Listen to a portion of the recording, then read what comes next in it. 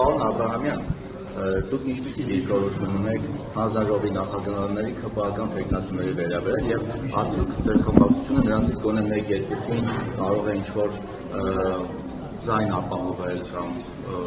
կողմ քվեարկել։ Պարոն Մակարյան, քննարկումների վերջում բոլոր 12 հանձնաժողովների տեխնացու նախագահների տեխնացուների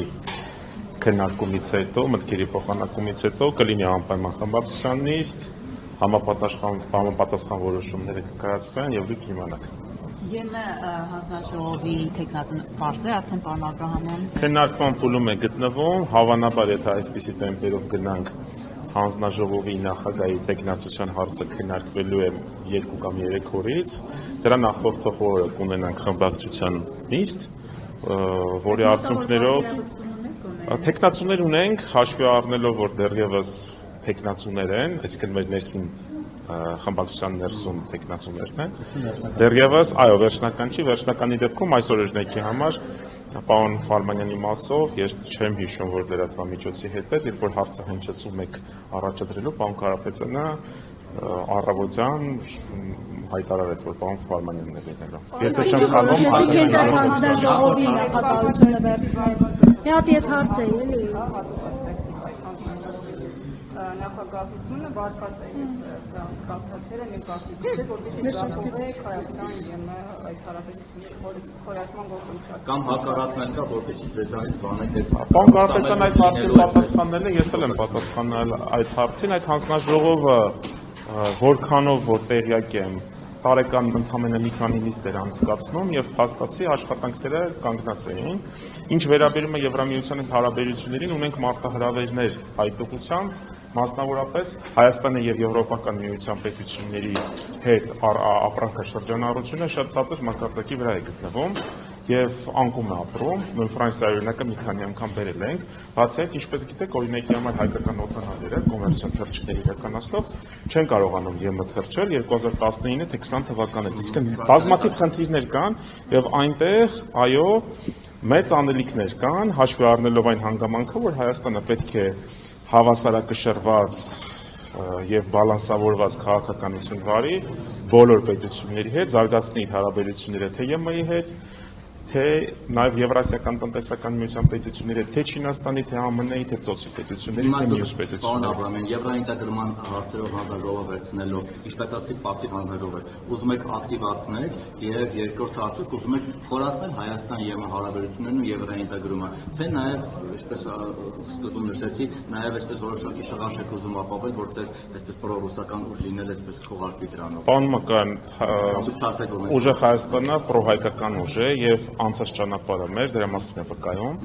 ինչ վերաբերում է ձեր կողմից հնչեցած հարցին, մենք բոլոր միջազգային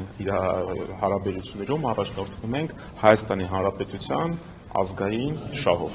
Ինչ վերաբերում է Եվրոպական միության հետ հարաբերություններին, ապա այո, Հայաստանը պետք է զարգացնի, պետք է խորացնի ԵՄ-ի հետ համագործակցությունը,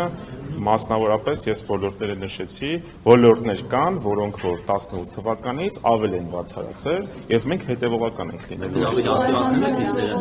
Ինչպես նիստեր ակտիվացնել։ Ну, եթե կա մշտական հանձնաժողով, այսինքն մշտական բառը հուշում է նրա մասին, որ պետք է, այո, այդ ձևաչափ կա, եթե ձևաչափը կա եւ այդ ձևաչափը նպաստում է Հայաստանի ազգային շահի եւ մյուս պետությունների, մյուս կառույցների հետ համագործակցության խորացմանը, ապա այո, պետք է ակտիվանալ։ Ես նշեցի նույն առևտրային, այսինքն եթե մենք ելնում ենք այսօրվա դերությամբ,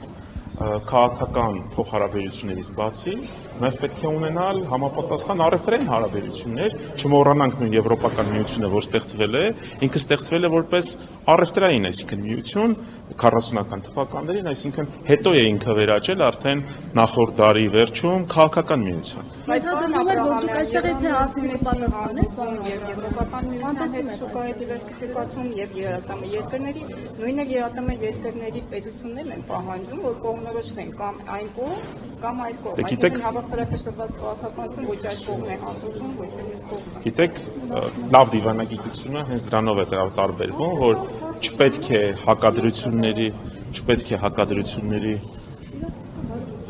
կներեք, չպետք է հակադրությունների գործիք դառնանք, այլ ընդհակառակը պետք է փորձենք այնպես անել, որպեսզի հավասարակշռված, բալանսավորված հարաբերություններ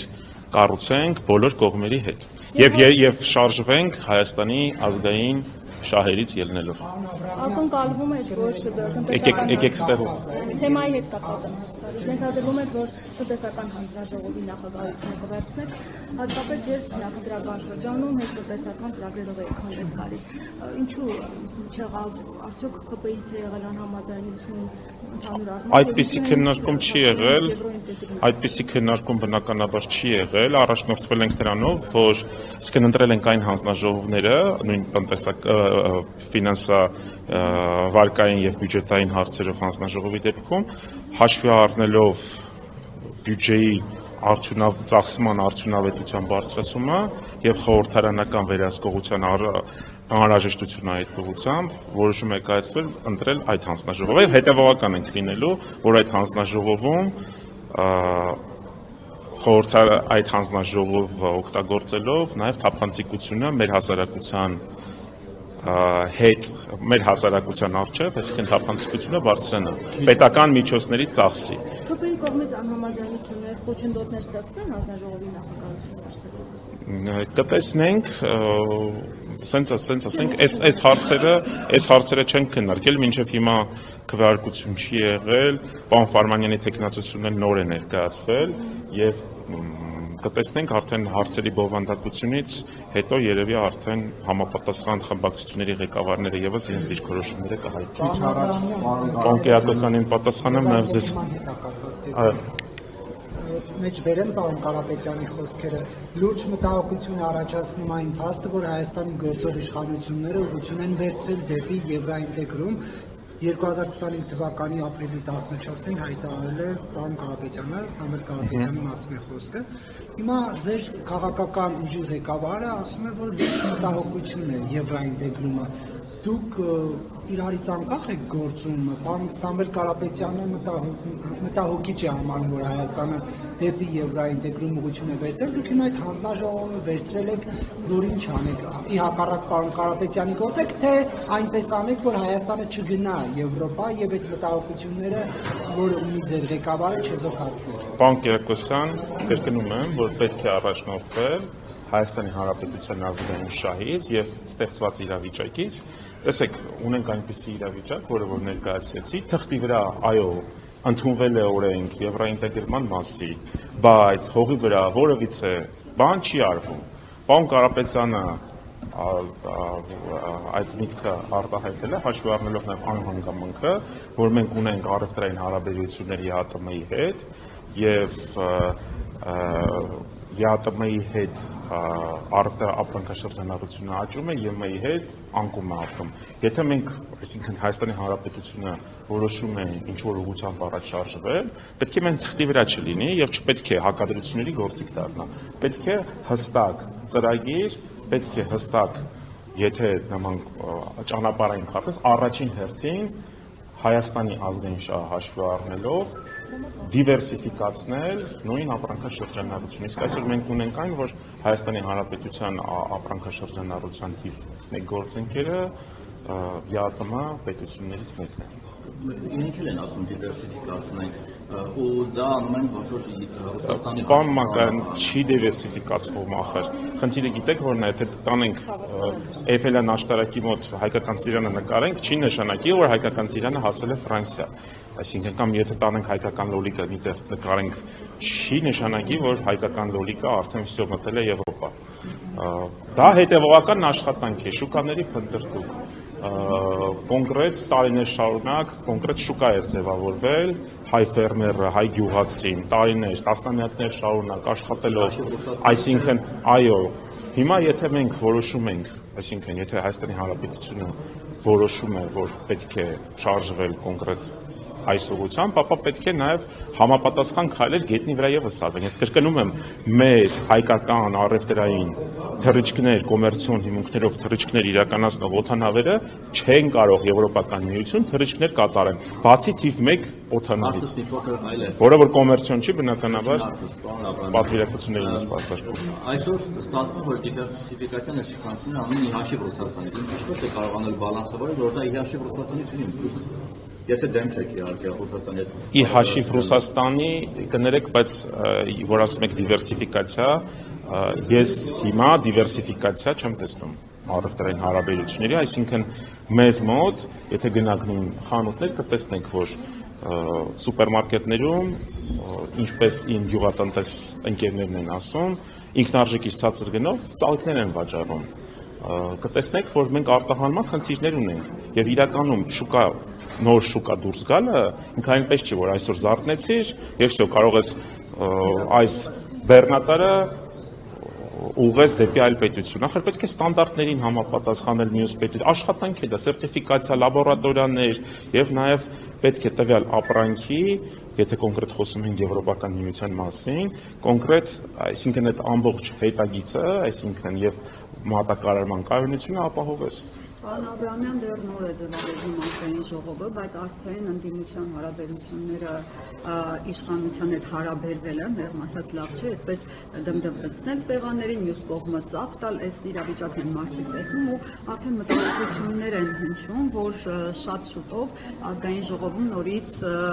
կշարունակվեն այս կրթությունները հայտնի նախորդ խորհրդարանում, գիտեք, քացիներով եղել է, իրաշորեր պատրել եղել է, բոքս եղել է։ Հիմա հարց ձեր խմբակցությունում մարտարվեստի տիրապետողներ կան, լավ քացիներներ, բռնցքամարտիկներ, դուք պատրաստ եք այդպես անելու։ Մինչև ազգային ժողով գալը նշել ենք նախ, որ ամեն ինչի պատրաստ ենք։ Մենք բոլոր դեպքերում, ինչպես որ առաջին նիստին խոսվեց, պատրաստ ենք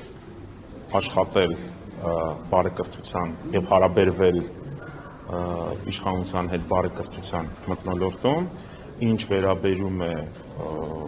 ձեր կողմից հնչեցված այլ հարցերին, ակնկալում ենք մասնագիտական քննարկումներ, որոնք որ կնպաստեն Հայաստանում մի շարք ոլորտների փոփոխություններ բերելուն։ Բայց իրենք օրինակ որոշակի սադրիչ քայլեր են գնում, օրինակ եւ ինչ եմ ասում սադրիչ, որտեղ զգացվում որ եթե կաթողիկոսի Նավազյանի անունով են դիմում, դա ոնց որ սադրանք են կամ սկսում եք։ Մենք ցույց ենք տվել, ինչպես պարոն Ղազարյանը իր երեկվա ելույթում ասեց, այն կարմիր գծերը, որոնք որ պետք չէ խախտել, գիտենք նաեւ իրենց կարմիր գծերի մասին։ Եվ բնականաբար պարոն Ղազարյանի ելույթները, եթե ուշադիր լսեք, կտեսնեք, որ այն չափազանց կոռեկտ է, ազգային ժողովում ունեցած ելույթները չափազանց կոռեկտ են եւ այսքանը։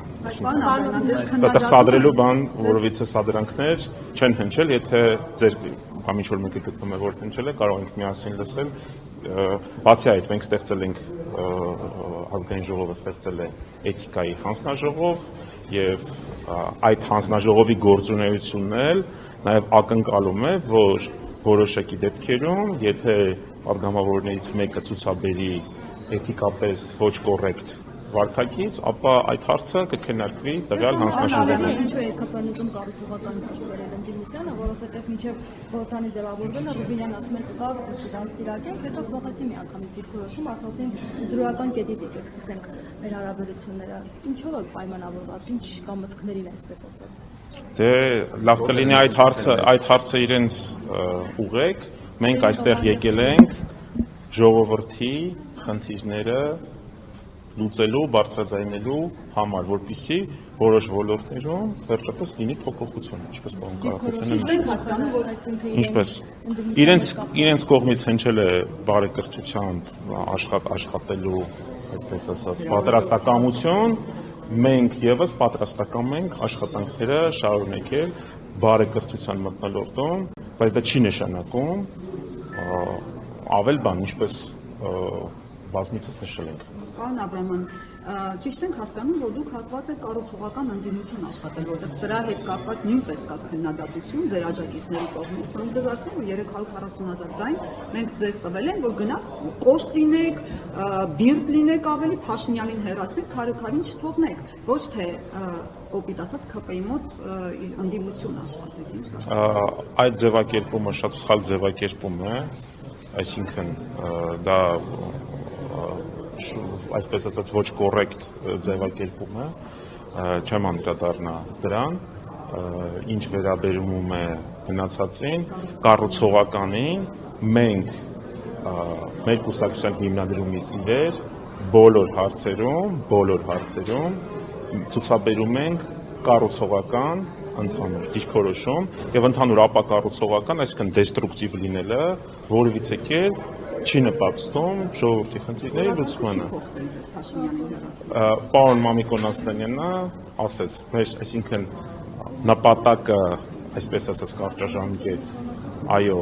իշխանափոխությունն է, երկարաժամկետ առումով, այսինքն իշխանափոխությունից հետո ժողովրդին փոփոխություն բերելն է։ Շնորհակալություն։